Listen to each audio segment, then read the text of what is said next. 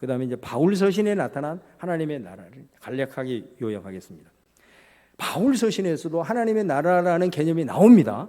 그런데 바울 서신에서 여러분들이 읽을 때 여기서 구원, 철저하게 구원은 사실은 바울 용어예요. 구원, 하나님의 나라 똑같은 개념입니다. 사실은. 그 다음에 하나님의 의, 이 또 하나님의 나라 개념이에요. 또 화해, 이런 것들이 다 하나님의 나라에 대한 바울 서신의 대용어예요. 그걸 여러분들이 아시고요. 자, 이런 관점에서 하나님의 나라가 요한복음에서 현재에 임한 하나님의 나라가 강조가 되었고, 공간복음은 미래에 임할 하나님의 나라, 물론 현재도 있습니다만 좀 강조점을 둘 때 바울은 이 두 가지가 동시적으로 강조가 되고 있는데, 자, 현재 임한 하나님의 나라를 얘기할 때 가장 핵심적인 말씀이 로마서 8장 1, 2절입니다. 자, 2절만 한번 보겠습니다. 시작. 이는 그리스도 예수 안에 있는 생명의 성령의 법이 죄와 사망의 법에서 너를 해방하였음이라. 자, 여기 보면 생명의 성령의 법이 뭐에서? 죄와 그 다음에 사망, 그 다음에 법. 자, 여기 사망의 법 이렇게 돼 있죠. 그러나 이 세 가지를 생각하시면 돼요. 죄와 율법과 사망으로부터 우리를 해방시켰다. 자, 그래서 5장을 딱 들어가 보면은 뭐가 나오냐면 사망이 나옵니다. 사망. 5장에는 주제가 사망입니다. 6장에 딱 들어가 보면 주제가 뭐냐면 죄입니다. 죄. 7장에 딱 들어가면 주제가 뭐냐? 율법입니다. 아셨어요? 그래서 8장에서 2절에서 뭐라고 얘기해요? 자, 그리스도 예수 안에 있는 생명의 성령의 법으로 사망으로부터의 자유, 5장 극복됩니다. 6장 죄로부터 자유, 6장이 극복됩니다. 7장 율법으로부터의 자유, 이렇게 선언이 되는 겁니다. 그러니까 여러분들이 이 8장이 아주 중요한 거예요. 그래서 5, 6, 7장 하나님의 나라가 뭐냐? 바울 용어로 말하면 구원이라고 하는 것이 뭐냐? 오늘 이 현재 우리가 이 땅 가운데서 경험해야 될 하나님의 나라 구원을 누려야 된다는 게 뭐냐? 뭐라고요? 사망으로부터의 자유. 또 뭐라고? 죄로부터의 자유. 또 뭐라고요? 율법으로부터의 자유. 이게 구원을 이 땅 가운데서 누리는 거예요. 누리시기를 바랍니다. 예. 자, 그러면은 조금 더 구체적으로 죄와 율법과 사망으로부터 자유한다는 게 뭐냐? 물론 여러 가지 의미가 있겠지만 핵심적인 거 한 가지만 얘기를 하면 사망으로부터, 앞에 죄가 있으니까 사망부터 합시다. 5장이니까 사망으로부터 자유다. 그러면 우리들의 삶에 그럼 사망으로부터 자유를 누려야 되는데 내가 구원을 경험한다는 게 뭐지? 뭘까요? 죽음의 증상들을 생각하시면 돼요. 우리는 다 죽게 됐잖아요. 그죠? 다 죽게 됐어요. 영원히 멸망당하는 죽은 존재가 됐잖아요. 그러나 우리의 육신은 계속 살아있죠. 그러니까 그 죽음의 증상들이 우리들의 삶을 지배합니다. 그게 대표적인 게 뭘까요? 두려움이에요. 다 이게 죽음의 증상들이에요. 두려움, 불안, 염려, 근심. 자, 이것으로부터 자유예요. 여러분, 이거는 내가 그렇게 하고 싶다고 해서 되는 문제가 아닙니다. 그래서 이게 믿음과 결부되어 있는 문제라 이 말이에요. 그러니까 그래서 이 믿음이, 예수님도 큰 믿음, 작은 믿음, 네 믿음이 크도다. 그러면 적은 믿음도 있겠죠. 그럼 큰 믿음이 이 땅 가운데서 구원의 누린 건 어떤 의미가 있을까요? 그거는 믿음이 큰 사람들은, 하나님을 하나님 되게 한 사람들은, 말씀을 통해서 주님과 교제하면서 그분을 신뢰 가운데 깊이 나가면서 믿음이 성숙한 사람들은 똑같은 상황에 직면해서도 그 사람들은 근심과 염려로부터 자유할 수 있다 이거예요. 그런데 어떤 사람들은 그렇고 싶은데도 항상 근심에 쌓여있고 염려에 쌓이는 사람이 있어요. 이걸 누려야 되잖아요. 이 땅에 완벽하지는 않아도 맛이라도 보면서 살아야 된다. 자, 이게 사망으로부터의 실제적인 우리들의 삶의 구원의 이 땅 가운데서 경험하는 거예요. 그 다음에 율법은 뭐냐? 율법은 여러분들이 우리들의 삶으로 딱 적용을 해보면, 구약을 보면 율법은 철저히 조건적이잖아요. 네가 내 말에 순종하면 내가 복을 주고, 내 말에 불순종하면 너 화를 당한다. 이게 구약의 아주 중요한 신명기를 통해서 주시는 신의 산 언약의 핵심이거든요. 그러니까 이 율법에 지배를 당하게 되면 사람이 어떻게 되냐면 조건적이 됩니다. 굉장히 중요한 거예요. 조건적이 되면 뭐 하냐면 사람과의 관계도 자꾸 조건을 따져요. 네가 나한테 한 만큼, 네가 나한테 이런 행동했지, 내가 꼭 갚아준다. 이렇게 됩니다. 하나님과의 관계도 그래요. 내가 주님 이렇게 충성했으니 내게 복을 주시오. 내가 이렇게 하겠으니 주님 복을 주세요. 내가 무슨 안 좋은 일이 있으면 내가 하나님 앞에 무슨 또 안 좋은 일 했나? 모든 일을 조건적으로 생각하는 거예요. 여러분, 이거 자유해야 됩니다. 이것으로부터 자유를 잘하는 사람이 믿음이 좋은 사람이에요. 근데 이 조건적인 것에 매여 있는 경우가 사실은 많습니다. 그리스도인들 가운데. 조건으로부터 자유해서 하나님을 섬기더라도 자원함으로 섬길 수 있는 은혜가 있기를 바랍니다. 사람과의 관계에 있어서도 좀 조금씩 조건을 좀 넘어서야 돼요. 지가 30 하면 나는 50을 해줄 수 있는 그런 넉넉한 마음. 이번 주일날 우리 말씀에 듣는 마음, 넓은 마음, 청명한 마음, 그죠? 네. 또 그 다음에 죄로부터 자유한다는 게 뭐냐면은 정죄 의식으로부터 탈피하는 겁니다. 물론 내가 죄 짓고도 막 마음이 강팍해서 죄 짓고도 막 나 괜찮아 구원파처럼, 그건 아주 근본적으로 잘못된 거지만 죄로 인해서 얼마나 마귀 사탄이 우리를 하나님의 뜻 가운데 바로 서지 못하고 내 정체성까지 흔드는 일들이 많은지 모릅니다. 이 정죄 의식으로부터 탈피하는 거예요. 에? 탈피하는 거. 자, 이제 가장 대표적인 것을 얘기했어요. 이게 현재의 하나님의 나라. 자, 그 다음에 종말론적으로 임한 하나님의 나라가 또 나옵니다. 자, 그 로마서 14장 17절 한번 읽어보겠어요. 자, 요 말씀 시작. 하나님의 나라는 먹는 것과 마시는 것이 아니요 오직 성령 안에 있는 의와 평강과 희락이라. 자, 여기서 의는 뭐와 연관이 돼 있을까요? 죄로부터의 자유겠죠. 그죠? 그 다음에 평강은 뭐와 연관이 되는 것 같아요? 평강? 사망이겠죠.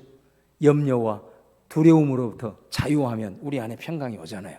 그럼 여기서 희락은 뭐와 연관이 돼 있겠어요? 율법이겠죠. 왜냐하면 율법은 조건이에요. 억지예요.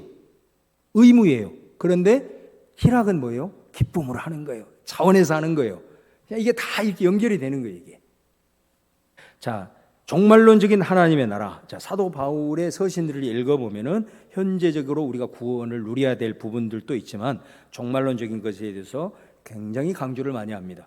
자, 가장 대표적인 말씀 두 구절을 읽고 이 부분을 정리하겠습니다. 빌립보 3장 20절 시작. 그러나 우리의 시민권은 하늘에 있는지라 거기로부터 구원하는 자 곧 주 예수 그리스도를 기다리노니. 이건 종말론적으로 이 말 하나님의 나라 완성될 구원에 대한 메시지죠. 디모데후서 4장 7절 시작.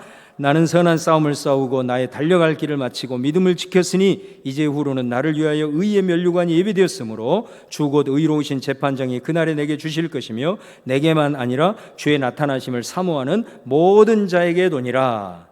자, 마지막 완성될 하나님의 나라, 완성될 구원을 바울은 그토록 갈망하고 그토록 소망하면서 그 때를 향하여서 표대를 향하여 앞을 향하여 달려간다 그랬거든요. 그러면 종말을 마지막 날 완성될 구원을 준비하는 삶의 핵심은 뭐냐? 이게 중요하겠죠. 핵심. 바로 그것이 사도 바울 서신을 통해서 말하는 십자가의 도입니다. 그래서 바울 신학을 십자가의 신학이라고 하는 이유입니다. 그러니까 여러분들이 바울 서신을 읽을 때 그 아까 복음서에서 하나님의 나라와 뭐가 중요하다고 그랬죠? 제자도 그랬잖아요. 제자도. 그러니까 요거 이제 복음서 할 때 제자도가 어떤 것인가를 좀 세밀하게 이제 다루게 될 겁니다만은 이게 다 연속성이 있는 거예요. 바울도 마찬가지예요. 바울도 사실은 이 땅 가운데서 우리가 하나님의 나라를 바라보고 완성될 하나님의 나라를 꿈꾸고 그 땅 가운데 내게 씌워주실 면류관을 바라보면서 우리가 그 소망을 가지고 이 땅 가운데 살아가는 삶이 어떤 모습인가? 십자가의 도거든요. 십자가의 도. 십자가의 도는 여러 가지로 나타나 있습니다. 고린도 전서 같은 경우는 특별히 십자가의 도를 어디에서 얘기하냐면 고린도 교회들이 막 분쟁하고 분열하고 자기네들 파 세워가지고 자기네들 뭐 우월하다고 하면서 상대방을 막 정죄하고 이때 십자가의 도를 얘기하거든요. 그러니까 십자가의 도를 얘기하면서 사도 바울이 뭐를 얘기하냐면 자신의 약함, 이런 걸 강조를 해요. 예, 나는 세상의 끄트머리 있다. 너희들은 왕이다. 이게 어떻게 보면 일종의 좀 거룩한 표현으로 좀 비꼬는 거거든요. 예, 너희들은 막 네 잘났다고 상대방 정죄하고 막 이 분열 분쟁하면서 이렇게 하냐? 우리는 세상의 끝자락에 있다. 그런 표현을 해요. 나는 가장 약한 자로, 낮은 자로 서 있겠다. 고린도후서 같은 데 보면은 십자가의 정신이 어떻게 나옵니까? 고린도후서 같은 경우는 권리를 포기하는 거예요. 내가 마땅히 이렇게 누릴 수 있는 권리가 있지만은 내가 복음을 위해, 하나님 나라를 위해서 이 권리를 포기한다. 복음을 위해서 뭐 사도 바울 같이 우리는 다 할 수 없지만 결혼하는 것도 포기한다. 살해받는 것도 포기한다. 이 다 권리 포기. 이런 게 다 십자가의 도거든요. 또 고린도후서 같은 데 보면 화목의 사신, 어찌하든 사람들을 중재하고 사람들 가운데 불화를 만드는 존재가 아니라 내 자신을 쳐서 복종시키면서까지 나는 철저하게 화평의 사람으로 살겠다. 뭐 이런 것들이죠. 빌립보서 같은 경우는 그리스도의 마음을 품어라 하면서 나는 그리스도처럼 철저하게 겸비하고 끝까지 겸손하겠다. 뭐 이런 표현들. 이런 게 다 십자가의 도의 개념이에요. 그러니까 종말이 있다라고 하는 거, 마지막 날 구원의 완성이 있다라고 하는 거를 철저하게 가슴속에 각인하다 보니 이 땅을 살아가면서도 그 십자가의 말씀과 정신을 붙들고 최선을 다해서 살아갈 수가 있었다라는 거고요. 그 다음에 네 번째로 공동서신을 보겠습니다. 히브리서, 야고보서부터 요한계시록 직전 유다서까지. 여기는 제가 지난번에 좀 미리 그 분류하면서 여러분에게 소개하듯이 공동서신의 배경은 바울서신은 유대교와의 사실상 싸움이거든요. 그래서 기독교의 정체성을 확보하는 게 이제 바울서신의 핵심이에요. 그게 이제 기독교의 정체성이 세워졌어요. 교리책에도 잡혀져 있고 이제 교회가 이제 어느 정도 딱 기둥을 잡았어요. 그럼 이제 공동서신은 그 이후의 시대이기 때문에 어떤 거라고 그랬어요? 이제는 세상 속에서 뿌리를 내려야 되는, 자, 이런 상황인 거예요. 공동서신의 배경이. 그러니까 세상 속에서 이제 같이 살아야 되는 거예요. 더불어서. 전에는 기독교의 정체성을 찾기 위해서 다른 걸 보지 않고, 이제 공동서신은 세상 사람들과 같이 살아야 되는 거예요. 더불어서 그 세상 속에서 뿌리를 내려야 되니까. 자, 이러다 보니까 아무래도 세속화, 그 다음에 세상으로부터의 조롱. 왜? 가치가 다르니까.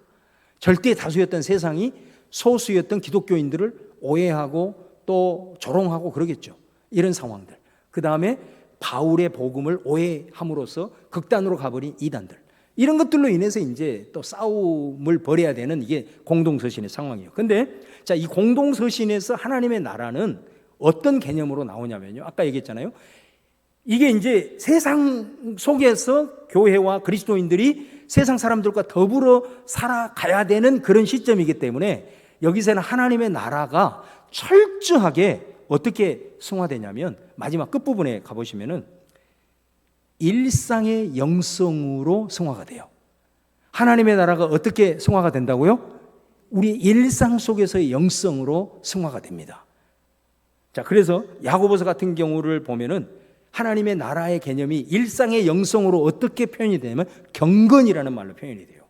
그래서 여러분 야고보서 1장 같은 데 보면은 경건이 뭐라고 그러죠? 세 가지 나오거든요. 26절에서는 네 말 조심해라. 혀. 일상 속에서 그리스도인들이 이 혀를 잘못 놀려서 얼마나 덕을 세우지 못하냐. 그 다음에 두 번째는 뭐예요? 고아와 과부를 환난 중에서 돌봐라. 이게 일상에서의 실제적으로 하나님 나라 운동이에요. 이게 막연한 게 아니라고. 그 다음에 또 하나는 뭐예요? 세속으로부터 네 자신을 지켜라. 세상과의 싸움에서 특별히 두 마음을 품지 말고 이제 이런 식으로 철저하게 일상의 영성으로 하나님의 나라가 승화가 됩니다. 이 공동서신 중에서도 제일 중요한 성경이 야고보서예요. 공동서신의 입문서 같아요. 아주 중요하죠. 베드로전서는 뭐예요? 세상 속의 교회를 얘기를 하는 거예요. 그러니까 거기에 보면은 베드로전서는 딱 뭘 생각하냐면 나그네 서름을 생각하시면 돼요. 마치 그리스도인들이 세상 속에 들어가 보니까 나그네와 같은 거예요. 나그네가 자기 고향 정처 없이 떠돌아서 이방 지역에서 살면서 얼마나 서름, 오직했으면 유행가에도 나그네 서름 있겠어요. 그러니까 나그네는 서러운 거예요. 그러니까 기독교인들이 세상 속으로 들어가 보니 서러움을 당할 일들이 너무 많은 거예요. 여기에서 말하는 나그네 영성이 나오는 거예요. 여기서 거기 한번 읽어보세요. 나그네 영성이라는 관점을 가지고 자, 세상 속에서도 교회의 정체성이 유지돼야 된다. 나그네 영성을 얘기해요. 이 관점을 가지고 베드로전서를 읽어보세요. 아마 이해가 확 될 겁니다. 그 다음에 베드로후서.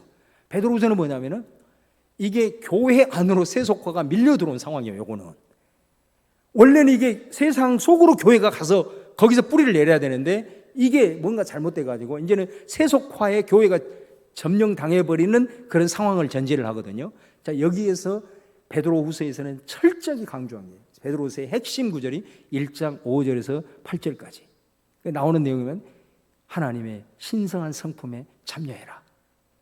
8가지 나오죠. 예, 믿음으로부터 시작해서 마지막 경건에 이르기까지 쭉 사랑까지 이렇게 나오게 됩니다. 자, 그 다음에 요한일서. 요한일서는 뭐냐면 자, 세상을 이겨야 되는데 여기에서는 어떻게 그럼 세상을 이길 거냐? 딱 한마디예요. 이것도 코이노니아예요. 교제. 요한복음은 요한 비슷하잖아요. 요한복음은 특별히 하나님과의 코이노니아, 말씀을 통해서 하나님과의 그 관계에 중요했다면 요한일서는 이 방점이 어디에 있냐면 공동체 안에서의 거룩한 교제, 성도들과의 교제. 혼자 힘으로는 절대로 세상에서 이길 수 없다라는 거예요. 공동체 안에서 단련되고 연단되고 나누고 중보하고 그렇게 새 힘으로 격려받고 말씀으로 위로받고 이렇게 무장해서 코이노니아를 통해서 우리가 세상에 나가서도 때로는 버티면서 때로는 승리하며 살아간다. 코이노니아 강조하고 있고요. 그 다음에 요한 2서는 진리. 그 다음에 2서니까 아무래도 진리 그러면 이단과의 싸움이겠죠. 그 다음에 요한 3서는 사랑. 그 다음에 유다서는 거짓 교훈 이단. 자, 이런 식으로 해서 하나님의 나라가 일상의 영성으로 승화되어지고 있다라는 것을 이제 말씀하고 있어요. 자, 이 요한계시록에 나타난 하나님의 나라는 이제 완성될 미래 완성될 하나님의 나라를 이제 보여주고 있는 것이 요한계시록이죠. 그래서 그 요한계시록에서 하나님의 나라를 표현하는 말이 새 하늘과 새 땅이에요. 이제 새 하늘과 새 땅, 완성될 하나님의 나라. 우리가 정말 종말론적으로 가게 될 그 하나님의 나라입니다. 자, 그런데 거기에 이제 하나님 나라에 들어가는 사람들의 그 모습, 하나님의 백성의 모습이 이제 새 예루살렘의 모습으로 나와요. 새 예루살렘. 그래서 새 예루살렘을 거기서 뭐라고 그러냐면 거룩한 신부다. 우리가 마지막 하나님의 나라를 기다리면서 이 땅을 살아가는 하나님의 백성들이 그러면 무장해야 될 영성을 한마디로 얘기를 하면 어떤 영성이냐면 한번 따라서 하겠습니다. 신부의 영성. 신부의 영성입니다. 요한계시록의 영성은 신부의 영성입니다. 우리가 새하늘과 새 땅에 신랑 되신 예수님 그 장면이 나오거든요. 21장에 보면은. 그래서 하나님의 백성들이 어떤 모습으로 딱 그려지고 있냐면 신부의 모습으로 딱 그려지고 있다라는 거예요. 그러니까 그 신부가 의미하는 바가 뭘까? 그걸 우리가 항상 생각을 해야 돼요. 그러니까 여기서 말하는 신부는 뭐냐면 이제 이미 예수님을 우리가 믿음으로써 예수님과 이미 결혼 관계라는 거예요. 결혼 관계. 그러면 이제 이 신부의 영성이라는 것은 뭐겠어요? 바람피지 않는 거예요. 이게 신부의 영성이에요. 그러니까 예수님이 나의 신랑. 그러면 신부는 이 인구가 세상 인구가 70억이라고 했을 때 남자가 35억. 그러면 내가 이 남자를 선택하기 위해서 35억의 남자를 포기한 거 아니에요? 그리고 내가 이 여자를 선택하기 위해서 35억의 여자를 포기하고 이걸 이제 결정을 했단 말이에요. 그러니까 이제 그렇게 가지고 만나게 된 거잖아요. 그 예수님 우리가 믿고 예수님을 영접하기 위해서 사실 얼마나 많은 대가가 있었습니까? 핍박도 많이 받고 참 지금도 그런 가정 속에 예수님 믿고 살아가는 데 있어서 힘들고 어려운 그런 일들을 지금도 많이 우리가 겪으면서 살아가잖아요. 그래서 이제 신랑 신부 관계가 설정이 돼 있단 말이에요. 이제 그 상태로부터 이제 신랑이 반드시 이제 다시 오시는데 그러면 신부로서 신랑이 눈에 안 보인다고. 그러니까 영적으로 우리가 더 민감하고 우리 예수님과 말씀으로 영적으로 더 교통하지 아니하면 몸도 멀어지면 마음도 멀어진다고. 말씀으로 주님과 신랑 되신 주님과 신부로서 교감을 안 해버리면은 그리고 그분과 영적 이런 어떤 체험들을 통해서 이 말씀을 통해서 이렇게 체험이 이루어지지 않으면은 자꾸 멀어진다 이게. 주님과 멀어지면 한눈 팔게 돼 있다. 그래 세상 것이 좋게 보이고 막 이런 것들이 좋게 보이는 거예요. 그러다 어느 순간에 이제 바람 피는 거지. 그래서 이제 예수님이 아니라 다른 것에 정신 팔려가지고 그런데 어찌하든 우리는 신부로서 마지막까지 이 신부의 정체성을 끝까지 유지를 해야 돼요. 그런 것처럼 이 신부의 정체성을 유지해야 우리가 마지막 날 신랑 대신 예수님을 맞이한다. 이게 요한계시록의 메시지잖아요, 사실은. 그러면 이제 그래서 신부의 영성을 가진 하나님의 백성, 이 하나님의 백성, 이게 이제 마지막 날 우리 신랑 대신 주님과 우리가 이제 하나 되는 이런 완벽하게 하나 되는 이제 이런 모습이 딱 마지막 부분에 나오는데, 자, 그러면은 이제 우리가 이 신부 영성을 유지하기 위해서 이제 이 땅의 모습을 보여주죠.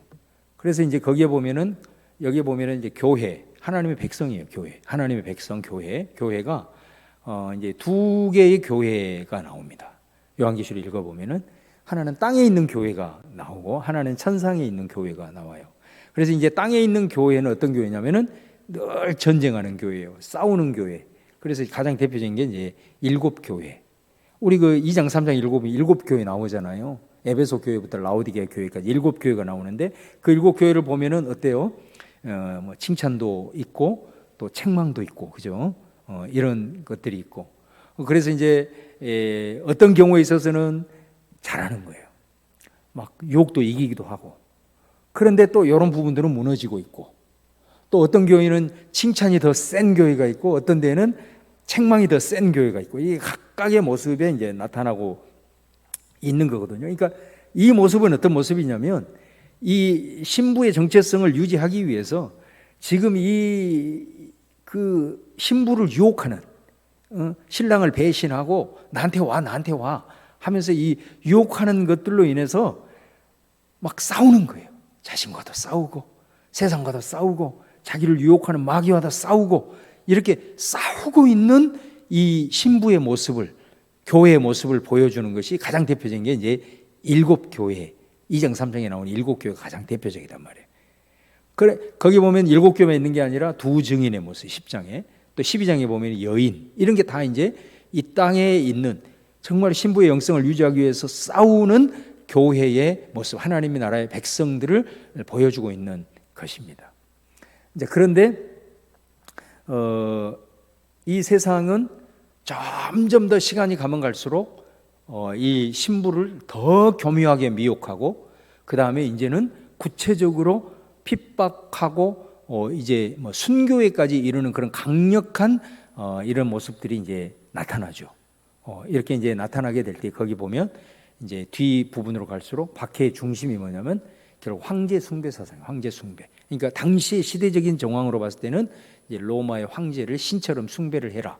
요걸 이제 국가 정책으로 시행을 해버리는 거죠. 그랬을 때에 이거를 이제 하지 않으면은 두 가지 이중고를 겪습니다. 하나는 어마어마한 고난을 받든지, 또 하나는 정말 말로 할 수 없는 가난에 처하든지. 그러니까 이제 이때 당시는 정말 극한의 상황이라 할 수 있죠.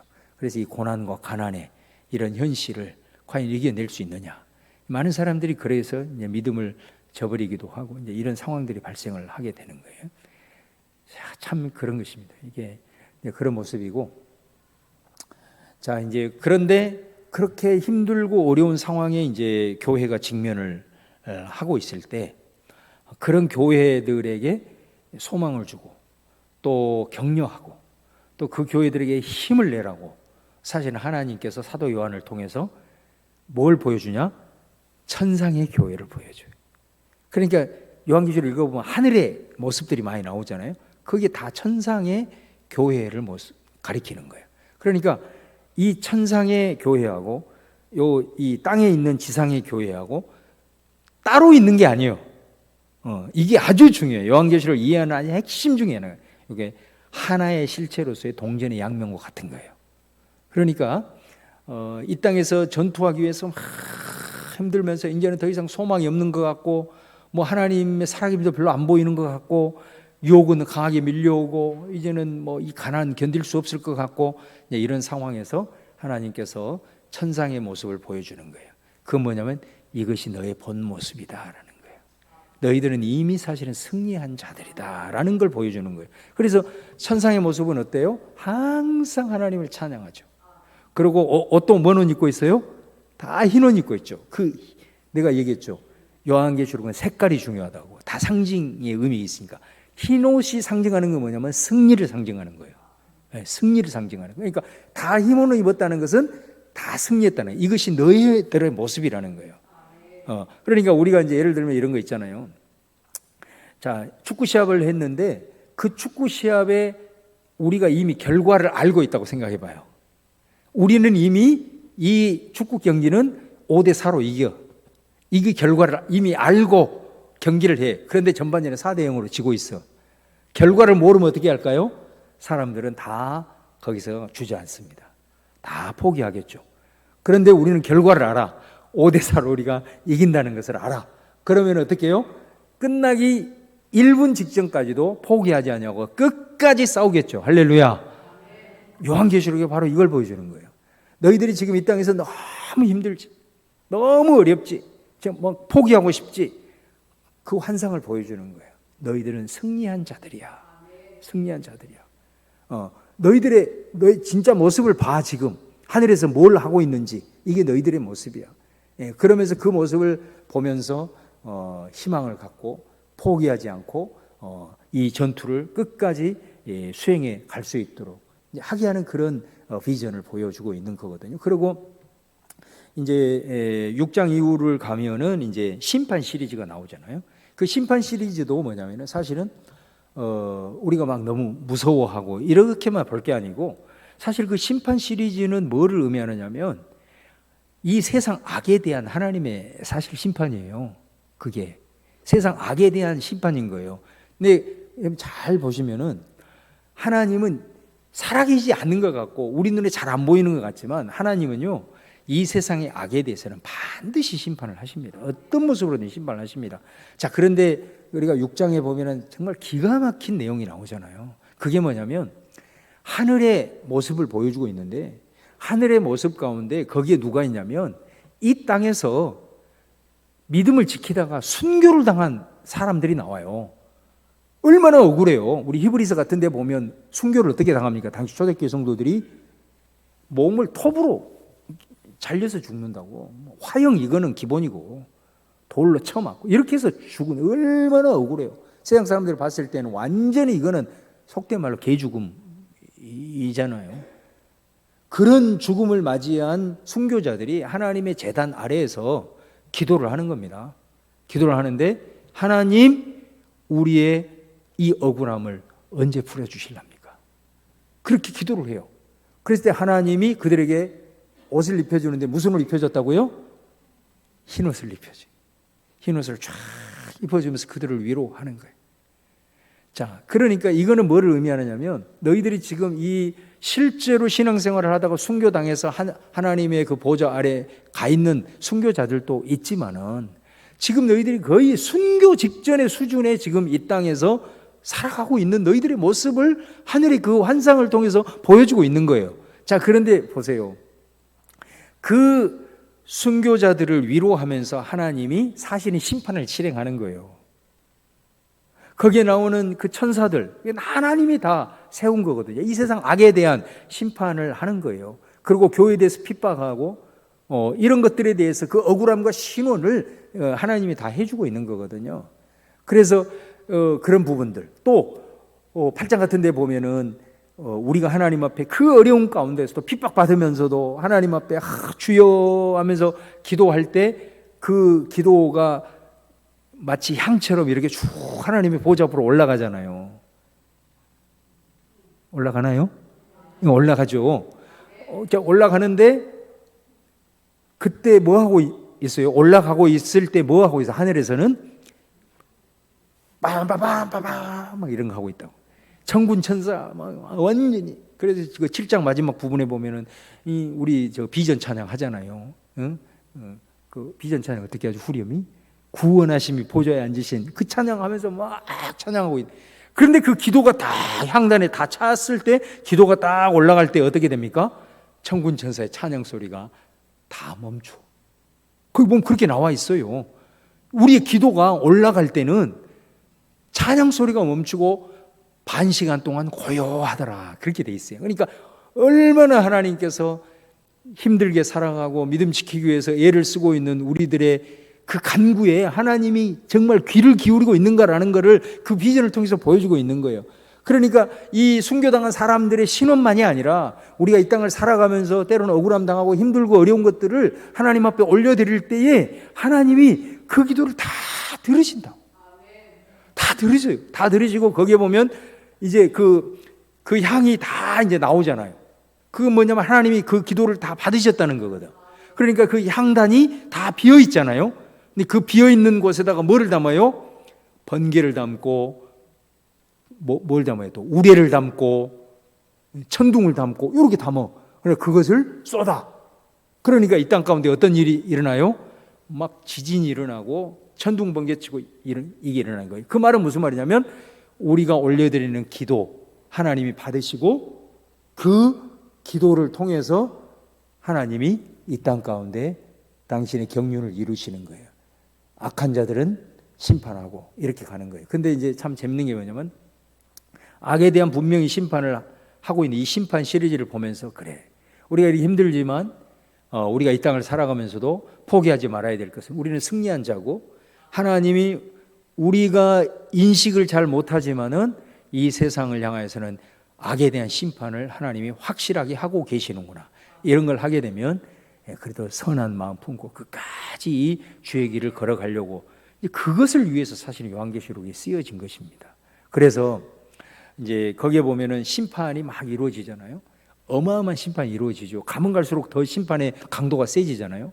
근데 심판이 세질 때 우리가 이제 막 이런 재앙이 일어나고 무슨 막 심판이 세지고 그러면 우리가 생각했을 때는 사람들이 무섭잖아요. 두렵잖아. 우리 한계 상황, 우리가 과학으로 별의별 짓을 해도 이런 재앙 앞에서는 속수무책이구나. 이런 걸 깨닫게 되면은 사람들이 무서워. 인간의 힘으로 살아가는 게 아니구나. 이 과학도 참 허무한 것이구나 하면서 하나님을 찾고 자신들의 죄를 좀 내려놓고 인간의 어떤 그런 이런 부분들보다는 하나님을 찾고 이렇게 하나님 앞에 돌아올 것 같은데 그 요한계시록의 특징이 뭐냐면 그런 심판이 강하게 임할수록 어떤 현상이 일어나죠? 사람들이 하나님을 더 비방합니다. 그 희한하죠. 그게 뭐예요? 종말의 시대로 가면 갈수록 갈리는 현상이 일어난다는 거예요. 이런 재앙을 받으면 사람들이 돌이켜서 하나님을 믿고 하나님 무서워서 이렇게 할 것 같은데 오히려 더 마음이 강팍해져 가지고 하나님을 비방하고 사람이 죽어가고 이렇게 해도 그런 거에 대해서 신경도 안 쓰고 하나님을 비방하는 이런 현상이 일어난다는 거예요. 이제 그런 것들을 우리가 바라보면서 정말 이 전투하는 우리의 실존 속에서 하나님께서 악에 대해서 심판하시고 또 우리의 존재를 하늘의 환상을 통해서 보여주셔서 이 신부의 정체성을 잃지 않고 우리가 끝까지 달려갈 수 있도록 하는 게 이게 사실은 요한계시록의 아주 큰 맥락이에요. 어쨌든 우리가 주님과 신랑 신부 관계를 설정을 했고 우리 신부의 영생을 끝까지 유지하면서 우리가 마지막 날 21장 새하늘과 새 땅에 함께 참여하는 그런 소망을 가지고 우리가 나아가는 이 메시지를 이제 요한계시록이 던지고 있다라는 거예요. 마지막 시간에서 조금 더 자세하게 이 부분을 좀 다루도록 하겠습니다. 자, 오늘 마지막 이제 하나님의 나라 신약 성경의 중심 주제로서 하나님의 나라에서 특별히 제가 이제 강조했던 게 뭐냐면 우리가 하나님의 나라를 발견을 하면은 하나님의 나라를 발견하면은 그 하나님의 나라가 가지고 있는 가치, 그 가치를 추구하게 됩니다. 그래서 예수님이 그 마태복음 13장 44절에 그 천국 비유 중에 아주 중요한 비유 하나를 말씀하시거든요. 자, 같이 한번 읽어볼까요? 시작. 천국은 마치 밭에 감추인 보화와 같으니 사람이 이를 발견한 후 숨겨두고 기뻐하며 돌아가서 자기의 소유를 다 팔아 그 밭을 사느니라. 그러니까 이거는 천국이 뭐냐 하면은 밭에 감추어진 보화라는 거예요.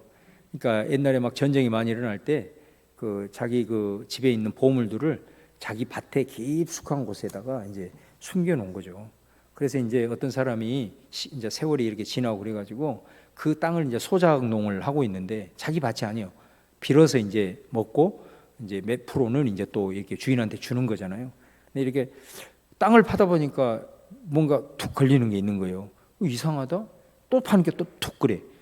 이상하다고 깊이 파보니까 거기에 항아리가 있었고 그 항아리에 어마어마한 보호가 있었던 거예요. 그러니까 이 사람이 그거를 이제 다 덮었어요. 다 덮고 이제 이 사람이 그때부터 뭘 하냐?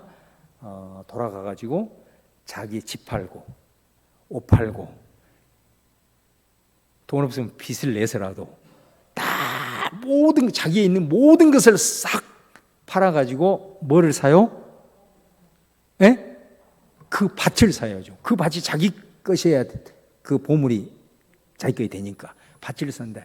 이게 뭐냐면 이게 천국 비유예요. 이게 예수님이 하시는 말씀은 뭐냐면 우리가 만약에 하나님의 말씀인 성경을 통해서 천국에 대한 천국을 발견하기만 하면 사실은 어쩐다는 거예요?